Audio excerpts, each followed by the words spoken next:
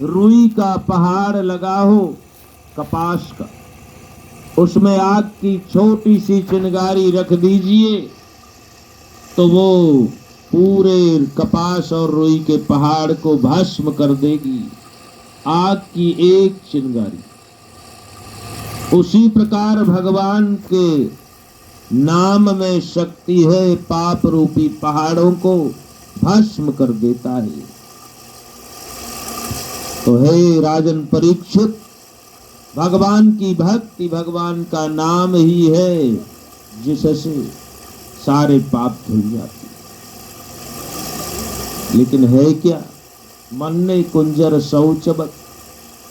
जब ये जीव माँ के गर्भ में आया उस समय बड़ा कष्ट पाता है, प्रार्थना करता है, हे प्रभु एक बार मुझे निकालिए इस नरक से, मैं कभी जीवन में पाप नहीं करूंगा, आपके ही चरणों की भक्ति करूंगा, प्रभु एक बार कृपा करिए। और जब धरती में आया तो भूमि परत भरावर पानी, जनु जीव ही माया लपटानी। भगवान की माया से प्रेरित होकर पुनः वही कार्य करने लगा। जैसे हाथी ने स्नान किया, सूंड से खूब जल डाल के अपने परिवार में हथनिया बच्चे सबको नहला दिया। इसके बाद उसी सूंड से फिर से धूल लिया और सबके छिड़क दिया, अपने भी छिड़क। मन्ने कुंजर शौचवत, हाथी के स्नान की भांति है कि स्नान तो करते हैं और फिर धूल अपने ऊपर चढ़ा लेते, फिर से पाप रूपी धूल से ढक जाते हैं, फिर दोबारा नहीं सोचते कौन सा वचन देकर हम भगवान को गर्भ से आए, अब फिर क्या करेंगे। महाराज परीक्षित ने कहा, इसका प्रायश्चित बताइए प्रभु, जाने अनजाने में पाप तो होते ही। एक दृष्टांत आपसे निवेदन करें। एक राजा ने एक अपराधी को कारागार में डाल दिया। उसका अपराध था कि उसने चोरी की थी। अब उस चोर ने, उस अपराधी ने कहा, महाराज क्या सजा मिलेगी या कुछ दिनों बाद छोड़ दिया जाऊंगा?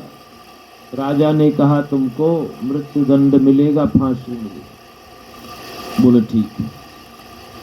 कुछ दिन तो शांत रहा आया। एक दिन इसने सैनिक से कहा, महाराज से बता दो, बहुत आवश्यक कार्य है, मैं उनसे मिलना चाहता हूँ। यदि न मिल पाए तो फिर बहुत बड़ी विद्या, बहुत बड़ी निधि जो है वो चली जाएगी, मेरी मृत्यु होगी, कोई जान न पाएगा। महाराज से बताया गया, महाराज आए मिलने। बोले क्या बात है? बोले महाराज मेरे पास बहुत बड़ा गुण है जो आपके राज्य में किसी के पास नहीं है।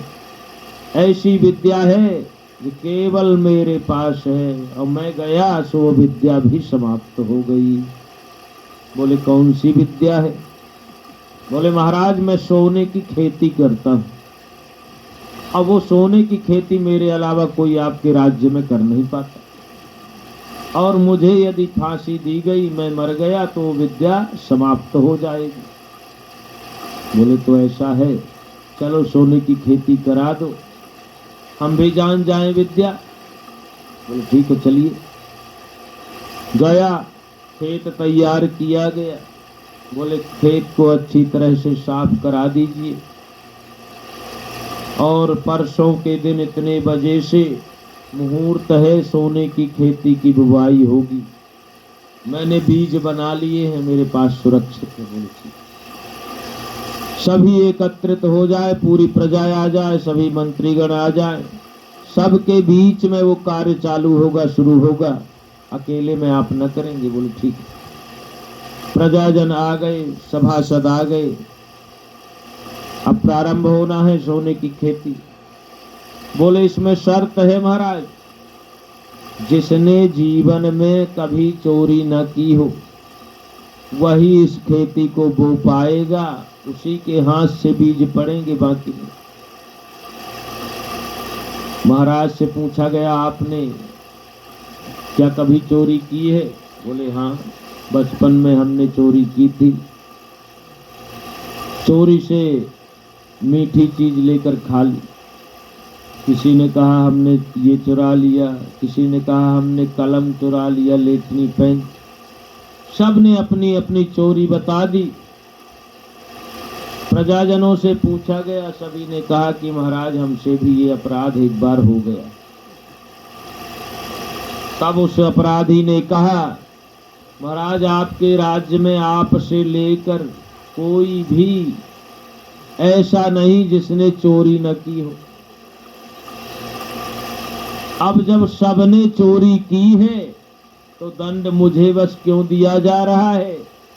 मुझे क्यों फांसी? और ये सब तो बढ़िया आराम से बचे। राजा ने तुरंत उसको भी छोड़ दिया। इस प्रकार से जाने अनजाने में संसार में कोई ऐसा प्राणी नहीं कि उससे पाप न होते, और उन पापों का प्रायश्चित्त है भगवान का नाम।